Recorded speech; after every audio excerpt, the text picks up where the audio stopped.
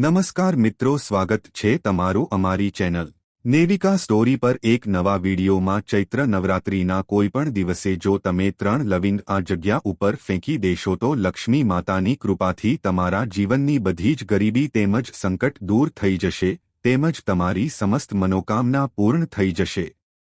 કારણ કે મિત્રો, આજે ચૈત્ર મહિનો છે અને એમાં પણ ચૈત્ર નવરાત્રિ છે। એના દિવસો બહુ જ શુભ માનવામાં આવે છે। આથી જો તમે આ દિવસોમાં એવા અમુક ખાસ અને મહાન ઉપાય કરી લો છો તો મિત્રો તમને ઉત્તમ ફળની પ્રાપ્તિ થઈ શકે છે। આથી જો તમે ચૈત્ર નવરાત્રિના કોઈપણ દિવસે 3 લવિંગ આ જગ્યા ઉપર ફેંકી દેશો તો તમારો બેડો પાર થઈ જશે। મિત્રો, આ વખતે ચૈત્ર નવરાત્રિ ઉપર ઘણા બધા એવા શુભ સંયોગો બની રહ્યા છે। આથી આ ચૈત્ર નવરાત્રિનું મહત્વ બહુ જ વધારે છે। આથી મિત્રો, તમારે આ ચૈત્ર નવરાત્રિમાં આ 3 લવિંગવાળો ઉપાય જરૂર કરી લેવો જોઈએ। મિત્રો, આ ઉપાયને વાસ્તુશાસ્ત્રમાં પણ જણાવવામાં આવ્યો છે। તો મિત્રો, આ ઉપાયને તમારે કેવી રીતે કરવાનો છે અને ક્યારે કરવાનો છે એ વિશેની જાણકારી તમને આજના આ નેવિકા સ્ટોરીમાં અમે આપશું। આથી આ માહિતીને છેલ્લે સુધી સમજવા વિનંતી।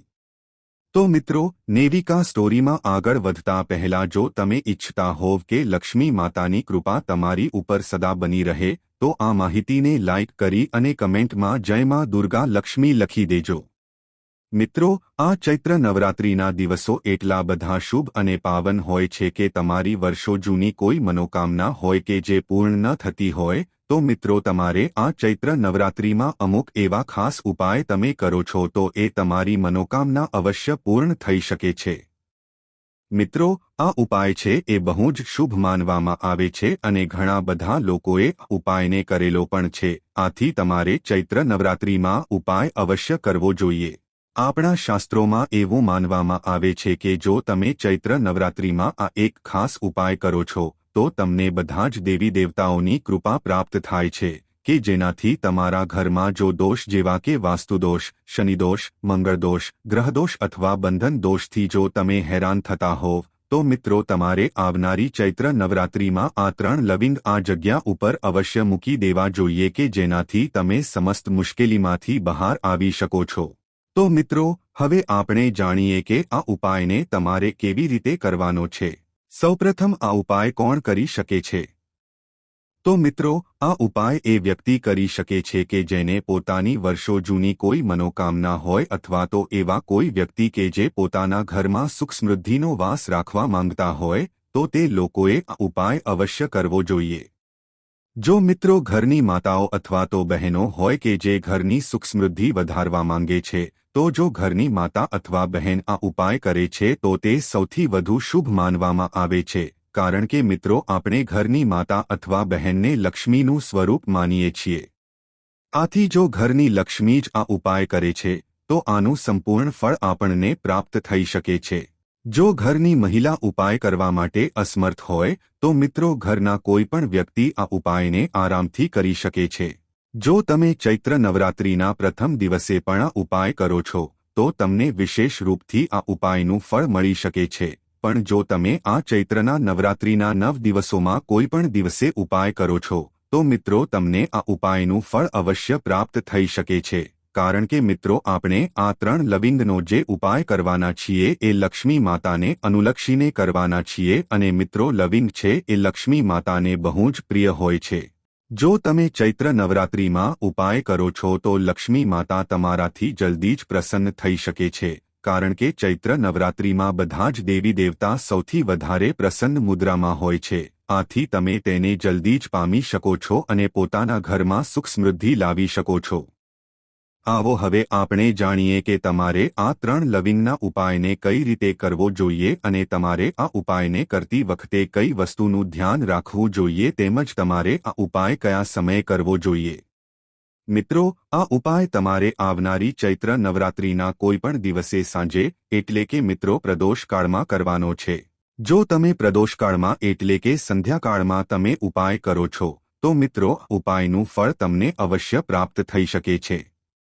પ્રદોષકાળનો સમયગાળો સાંજે 6 થી લઈને 8 વાગ્યા સુધીનો હોય છે। આથી તમે આ સમયમાં કોઈ પણ ઉપાય કરો છો તો તમને આનું વિશેષ રૂપથી ફળ પ્રાપ્ત થઈ શકે છે। મિત્રો, આ ઉપાય આપણે લવિંગને લઈને કરવાનો છે. લવિંગને બહુ જ પવિત્ર અને ખાસ વસ્તુ માનવામાં આવે છે. આપણે કોઈ પણ પૂજા અર્ચના અથવા તો હોમહવનકથા કરીએ છીએ તો લવિંગનો અવશ્ય ઉપયોગ કરીએ છીએ. આથી જો તમે આ 3 લવિંગનો ઉપાય અમે જે રીતે જણાવીએ એ રીતે તમે કરી લેશો તો મિત્રો તમારા ઘરની બધી જ સમસ્યામાંથી તમે રાહત મેળવી શકશો અને તમારા ઘરમાં લક્ષ્મી માતાનો વાસ થશે. તમારે આ ઉપાય કઈ રીતે કરવાનો છે એ વિશે આપણે જાણીએ. આ ઉપાય કરતી વખતે જો તમે પૂરેપૂરી શ્રદ્ધા રાખીને ઉપાય કરો છો તો તમને આનું અવશ્ય ફળ પ્રાપ્ત થઈ શકે છે. સૌપ્રથમ તમારે આ ઉપાય કરવા માટે પહેલા સ્વચ્છ થઈ જવાનું છે. જ્યારે પણ તમે નવરાત્રિના કોઈ પણ દિવસે ઉપાય કરો ત્યારે સૌપ્રથમ 3 ફૂલવાળા લવિંગ લેવાના છે. આ લવિંગ આખા હોવા જોઈએ. પછી તમારે પોતાના ઘરના મંદિરની સામે બેસી જવાનું છે. જ્યારે પણ તમે ચૈત્ર નવરાત્રિમાં માતાજીની પૂજા અર્ચના કરો ત્યારે મંદિરની સામે બેસીને એક શુદ્ધ ઘીનો દીવો પ્રગટાવવાનો છે. સાથે જ તમારે મનમાં પોતાના દેવી દેવતાઓના નામનું સ્મરણ કરવાનું છે. આ દીવો ખાસ લક્ષ્મી માતાને અનુલક્ષીને પ્રગટાવવાનો છે અને તમે જે પણ 3 લવિંગ લીધા છે એને તમારે આ દીવામાં અર્પણ કરી દેવાના છે. મિત્રો, આ જેમ જેમ દીવાની જ્યોત સળગશે એમ આ લવિંગ પણ તેની સાથે સળગી જશે અને પછી તમારે લક્ષ્મી માતાને પ્રાર્થના કરવાની છે કે હે માતા લક્ષ્મી, અમારા ઘરમાં જે કાંઈ પણ નકારાત્મક ઉર્જા તેમજ ગરીબી અથવા તો જો કોઈ પણ દોષ હોય તો એને તમે સમાપ્ત કરી દેજો અને અમારા ઘરમાં સુખ સમૃદ્ધિ લાવજો. તમે આ પ્રકારે પ્રાર્થના કરી લો પછી તમારે પૂરા વિધિવિધાનથી લક્ષ્મી માતાની પૂજા કરી લેવાની છે. ત્યારબાદ ઓમ મહાલક્ષ્મી નમઃ મંત્રનો 7 વાર જાપ કરી લેવાનો છે. જો તમે આ પ્રકારે ચૈત્ર નવરાત્રિના કોઈ પણ દિવસે ઉપાય કરી લેશો તો ઉપાયનું ફળ તમને 100% પ્રાપ્ત થઈ શકે છે. આ લવિંગનો ઉપાય એવો છે કે જે લક્ષ્મી માતાને બહુ જ પ્રિય છે. આનાથી જો તમારા ઘરમાં પૈસાને લગતી તંગી હશે તો એ સમસ્યામાંથી પણ તમે બહાર આવી શકો છો. તેમજ જો તમારા ઘરમાં કોઈ નકારાત્મક ઉર્જા ઘર કરી ગઈ હશે તો એમાંથી પણ તમને છુટકારો પ્રાપ્ત થઈ શકે છે. આ ઉપાયથી તમારા ઘરમાં સકારાત્મક ઉર્જાનો પ્રવેશ થશે કે જેનાથી તમારો ભાગ્યોદય થાય છે અને જો તમારા ઘરમાં કોઈ દોષ જેવા કે વાસ્તુદોષ, શનિદોષ, મંગળદોષ અથવા ગ્રહદોષ તેમજ નજર દોષ હોય તો એનાથી પણ તમે બહાર નીકળી શકો છો. જો તમારા ઘરના માંગલિક કાર્યો અટકી ગયા હોય તો તમારે ચૈત્ર નવરાત્રિમાં આ 3 લવિંગનો ઉપાય અવશ્ય કરી લેવો જોઈએ કે જેનાથી તમારા ઘરના સભ્યોના માંગલિક કાર્યો પણ શરૂ થઈ જશે. તેમજ મિત્રો, જો તમે ચૈત્ર નવરાત્રિમાં 1 કલાક વધારે જાગીને ચૈત્ર નવરાત્રિનું જાગરણ કરો છો તો તમારા બધા જ પાપો સમાપ્ત થઈ જાય છે. જો તમે ચૈત્ર નવરાત્રિના દિવસોમાં માતાજીની પૂજા અર્ચના વિશેષ રૂપથી અને પૂરી શ્રદ્ધાથી કરો છો તો કુળદેવી જલ્દી જ તમારાથી પ્રસન્ન થઈ શકે છે. નવરાત્રિની દરેક ક્ષણ ગંગાજળની જેમ પવિત્ર હોય છે અને આ ચૈત્ર નવરાત્રિ કલ્પવૃક્ષની જેમ ઇચ્છિત ફળ પ્રદાન કરી શકે છે. આથી તમારે આ ઉપાય અવશ્ય કરી લેવો જોઈએ. હવે આપણે વાત કરીએ કે તમારે ચૈત્ર નવરાત્રિમાં કઈ ભૂલો ન કરવી જોઈએ અને કઈ વસ્તુનું ધ્યાન રાખવું જોઈએ. જો તમે આવનારી ચૈત્ર નવરાત્રિના કોઈ પણ દિવસે મોડા સુધી સૂતા રહો છો તો આ વસ્તુ બહુ જ અશુભ માનવામાં આવે છે. જો તમે પોતાના ઘરે મોડા સુધી નવરાત્રિના દિવસોમાં સૂવો છો તો માતાજી તમારાથી ક્રોધિત થઈ શકે છે અને શ્રાપ પણ આપી શકે છે. કારણ કે પાવન દિવસોમાં વધારે સમય સુધી સૂતું રહેવું અશુભ છે. આનાથી વ્યક્તિના જીવનમાં આળસ આવે છે અને જે ઘરમાં પણ વધારે આળસ હોય ત્યાં નકારાત્મક ઉર્જાનો વાસ હોય છે. તેમજ ચૈત્ર નવરાત્રિના દિવસોમાં જો તમે ભોજન કરતી વખતે પોતાની થાળીમાં હેઠું ભોજન રાખો છો તેમજ પોતાનું ભોજન પૂર્ણ નથી કરતા તો તમને બહુ જ પાપ લાગી શકે છે. તમે જેટલું ખાઈ શકો એટલું જ લેવું જોઈએ.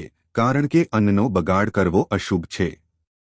આનાથી અન્નની દેવી અન્નપૂર્ણા માતા પણ આપણાથી ક્રોધિત થઈ શકે છે અને જો તમે ચૈત્ર નવરાત્રિમાં આ ભૂલ કરો છો તો તમારા જીવનમાં ક્યારે પણ અન્નધન આવી શકતું નથી અને તમે ગરીબીનો શિકાર બની શકો છો.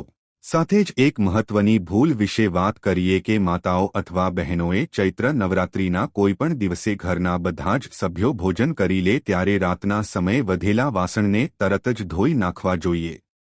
અમુક લોકો વાસણને આખી રાત એમ જ હેઠા રહેવા દે છે જે બહુ અશુભ માનવામાં આવે છે.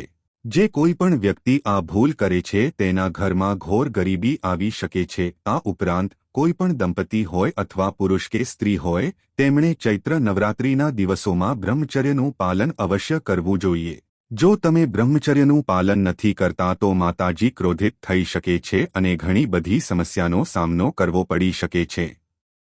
આ દિવસો બહુ જ પવિત્ર છે, આથી અશુભ વસ્તુઓ કરવાથી માતાજી તમારા ઘરમાં વાસ કરવા આવતા નથી। જો તમે માતાજીને પ્રસન્ન કરવા માંગતા હોવ તો આ બધી વસ્તુઓનું ધ્યાન રાખવું જોઈએ। તેમજ તમારે ચૈત્ર નવરાત્રિમાં ભૂલથી પણ નખ તેમજ વાળ ન કાપવા જોઈએ। જો તમે આ વસ્તુ વગર રહી ન શકો તો નવરાત્રિ શરૂ થાય એના પહેલાં જ કરી લેવું જોઈએ અથવા નવરાત્રિના દિવસો પછી કરવું જોઈએ, નહીંતર ગરીબી અને નકારાત્મક ઉર્જાનો વાસ થઈ શકે છે। સાથે જ જો આ શુભ દિવસોમાં તમારા ઘરના આંગણે કોઈ પણ ભિક્ષુક આવે તો ક્યારેય તેનું અપમાન ન કરવું જોઈએ। માતાજી તમારી પરીક્ષા લેવા માટે કોઈ પણ રૂપમાં આવી શકે છે, આથી ભિક્ષુકને કોઈને કોઈ વસ્તુ અવશ્ય દાનમાં આપવી જોઈએ। હવે આપણે વાત કરીએ કે નવરાત્રિના શુભ દિવસોમાં કયા શુભ કાર્યો કરવા જોઈએ। જ્યારે પણ પહેલું નોરતું હોય ત્યારે તમારે પોતાના ઘરના મંદિરને અવશ્ય સાફ કરી લેવું જોઈએ। નવરાત્રિના સૌપ્રથમ દિવસે ઘરના મુખ્ય દરવાજાની પાસે સ્વસ્તિક જરૂર બનાવવા જોઈએ અને ત્યાં દીવા પ્રગટાવવા જોઈએ। સાથે જ ઘરના મુખ્ય દ્વાર ઉપર આસોપાલવના તોરણ પણ બાંધવા જોઈએ। આનાથી પરિવારમાં ક્યારેય અશાંતિ આવતી નથી અને ઘરમાં સકારાત્મક ઉર્જાનો પ્રવેશ થાય છે। તમારે ચૈત્ર નવરાત્રિમાં તુલસીનો છોડ અવશ્ય રોપવો જોઈએ। જો તમારા ઘરમાં તુલસી ન હોય તો નવરાત્રિના સૌપ્રથમ દિવસે તુલસીનો છોડ લાવી શુભ શરૂઆત કરવી જોઈએ। દરરોજ તુલસીને જળ અર્પણ કરી પ્રદક્ષિણા કરવાથી ઘરમાં હંમેશા લક્ષ્મી માતાનો વાસ રહેશે અને ગરીબી તેમજ દરિદ્રતા આવશે નહીં। ચૈત્ર નવરાત્રિના 9 દિવસ માતા દુર્ગા દરેક ભક્તના ઘરે જાય છે, તેથી માતાના સ્વાગત માટે ઘરના મુખ્ય દરવાજા પર દેવી લક્ષ્મીના ચરણ, સ્વસ્તિક અને ઓમ ચિહ્ન લગાવવા જોઈએ। પ્રથમ દિવસે કળશની સ્થાપના કરતી વખતે વાસ્તુ અનુસાર તેને હંમેશા ઉત્તર પૂર્વ કોણ એટલે કે ઈશાન ખૂણામાં કરવી જોઈએ, કારણ કે ત્યાં તમામ દેવી દેવતાઓનો વાસ છે। નવરાત્રિમાં કન્યા પૂજાનું પણ ખાસ મહત્વ છે। અષ્ટમી અને નવમી તિથિએ 2 થી 11 વર્ષની કન્યાઓને ભોજન કરાવવાથી માં દુર્ગાની કૃપા પ્રાપ્ત થાય છે અને ઘરમાં ધનધાન્યની કમી રહેતી નથી। માતાને પ્રસન્ન કરવા મુખ્ય દરવાજા સામે રંગોળી અને કેળ કે આસોપાલવના તોરણ લગાવવા જોઈએ। જે લોકો ઉપવાસ રાખે છે તેઓએ કન્યા પૂજા કરતી વખતે બાળકીઓને ઉત્તર કે પૂર્વ દિશામાં બેસાડીને જમાડવી જોઈએ, જેનાથી ઘરના તમામ વાસ્તુદોષ દૂર થાય છે અને સમૃદ્ધિ આવે છે।